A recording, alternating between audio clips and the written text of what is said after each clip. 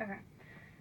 And dealing with post recruitment, when a player comes to campus, what do you expect from your players in the gym, the weight room, or the classroom? What I expect post recruitment from the Mm-hmm. player is everything that I saw while recruiting. I don't expect to see a brand new player just because you're away from mom and dad, you're away from your family, so you have this whole new persona. There's a reason that coaches recruit the way they do or recruit who they do. So I expect transparency throughout the whole transition from high school to college. How highly do you value a verbal commitment?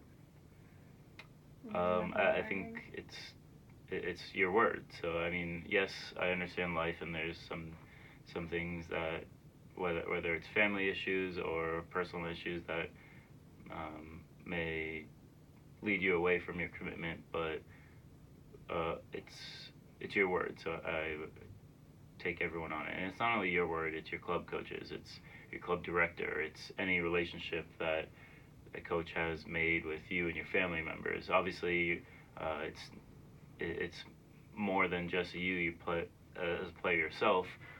But that's also why I don't recommend girls just jumping into it right away. Kind of, you want to take a look at all your options before you dive in and definitely give a verbal commitment.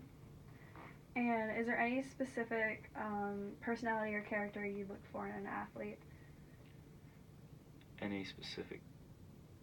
Either during an official visit, um, or Yeah, maybe. definitely one who shows that they're interested. It shouldn't be mom and dad answering or asking all the questions.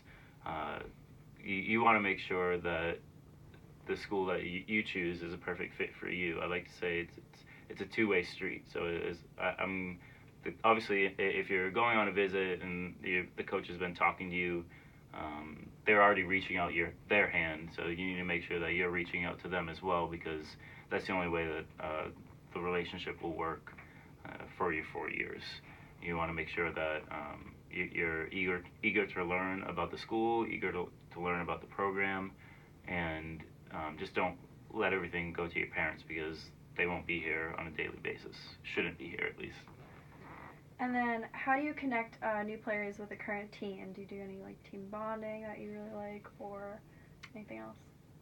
Yeah, I love team bonding. I love everything outside the sport, just because you can grow so much more off the court, I would like to say, than you can on.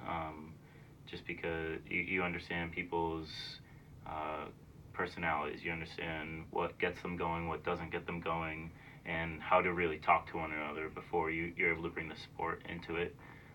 So I know my time here at Seton Hall, we've done plenty of minute to win it games, just eh, going on bowling trips, movie nights, any sort of trips. I know being at Seton Hall, a lot of the girls go to the city, and it's a good thing. Obviously, yes, practice on the court would be helpful as well, but there's a lot more off the court that's needed before they're able to work well on the court. Mm-hmm. And do you have a 1 point person on the team to kind of connect the freshmen to ensure a positive like onboarding experience? I don't like to put the pressure all on one person. I believe that everyone's an individual, and that not everyone's gonna look up to one person, because I think everyone.